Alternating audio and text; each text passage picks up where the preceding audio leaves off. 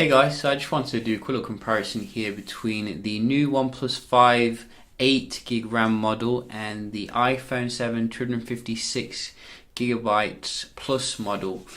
So obviously these are like twin brothers here in terms of how they look, but is the performance the same? That is the question here. Or is this one just an imitation of the iPhone? We're going to find out. Let's start them up.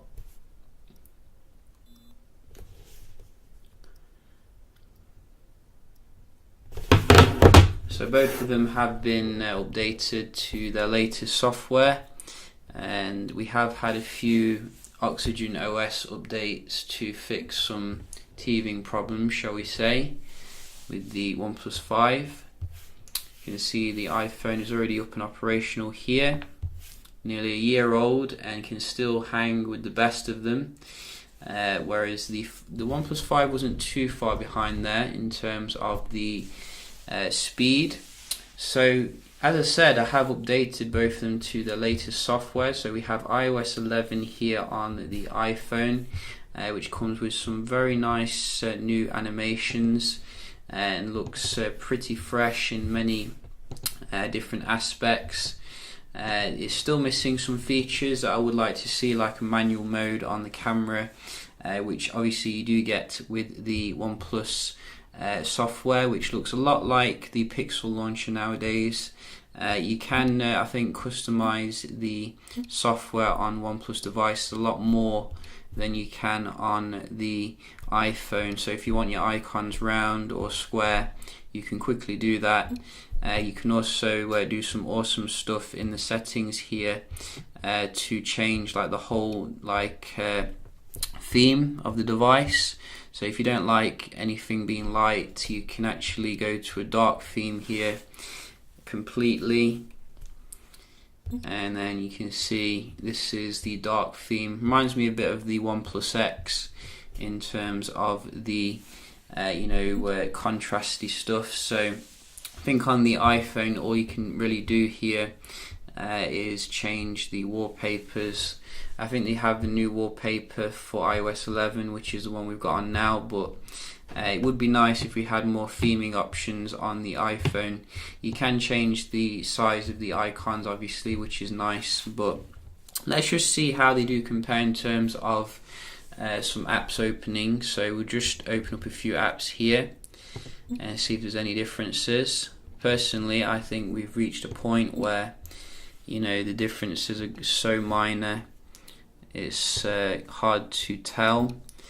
But if you see here already, you can see the iPhone seems to be keeping up, and that is pretty incredible considering the age of the device.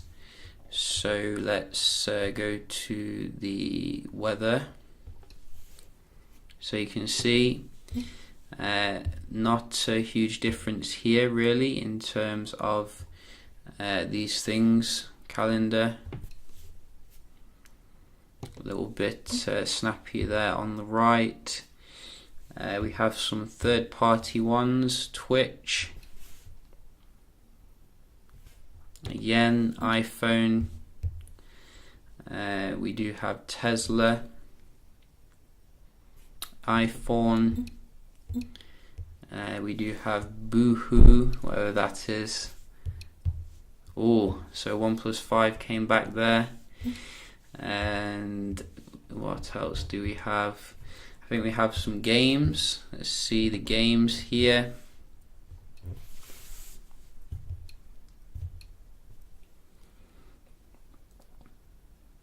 So I think iOS handles the pop-ups a little bit better. You can see there's so many different pop-ups on Nugget.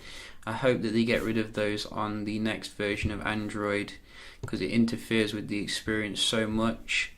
So you can see this is taking absolutely ages to load on the OnePlus 5, and we could literally go into some different games already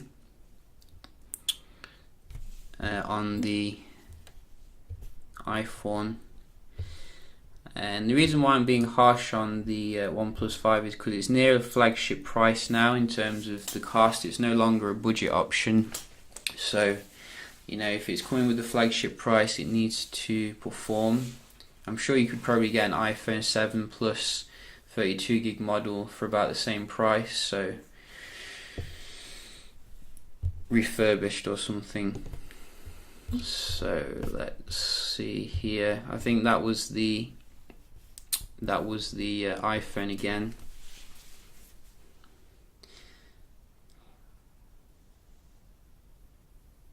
This time it is the OnePlus 5, I think.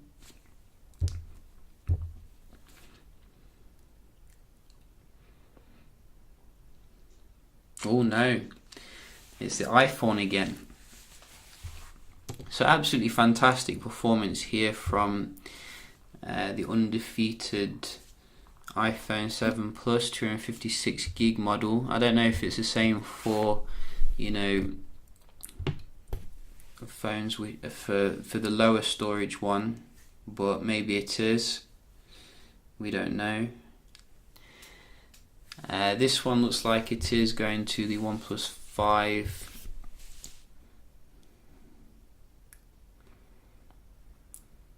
Or maybe not.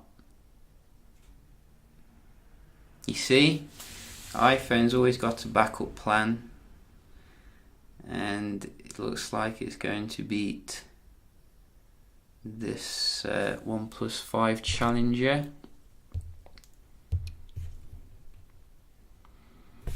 So we are in here, as you can see.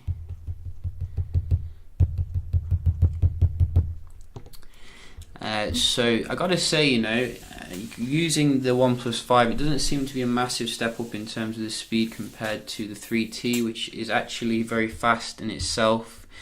And it doesn't, you know, comparing with the iPhone 7, doesn't seem to dominate the iPhone 7 as I thought it would.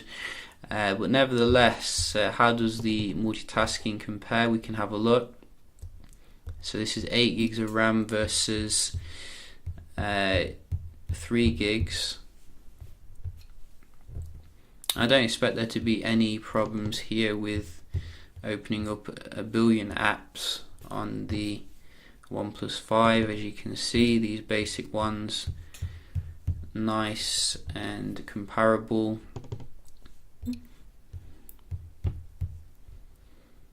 But you can see, you know, the iPhone itself, absolutely perfect. Doesn't need that much RAM, and apparently the more RAM you have, the you know, the worse the battery. That's what I've heard. So that's, I think, the reason why Apple keeps the RAM so low in some of its devices. So let's just try the games again. Straight in here on the iPhone. I'm sure I touched it then.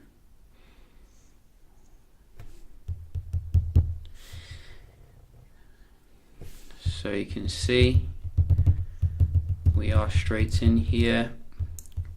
Oh dear. So it looks like the OnePlus 5 had a little trip up there. Hopefully that was just a one-off. Let's go to real boxing. So that's better. Both of them straight in there.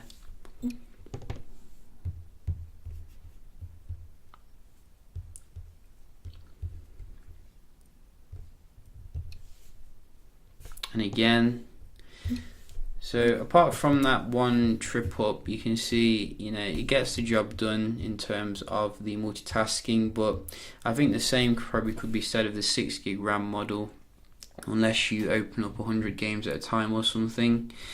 I personally think they could have put the money towards like optical image stabilization and a waterproofing. But I will do a camera test, like a dedicated one, to see how it does perform. Some people have been saying, you know, it's not quite as good as the iPhone in terms of the performance, but we'll have to check that out. But so far you can see in terms of the speed test, the iPhone is still a beast. I mean, we're on the verge of a new one, and you know, it can't be topped. So yeah, just a quick little comparison here. Hope you found it helpful, and I'll see you in the next one. Cheers.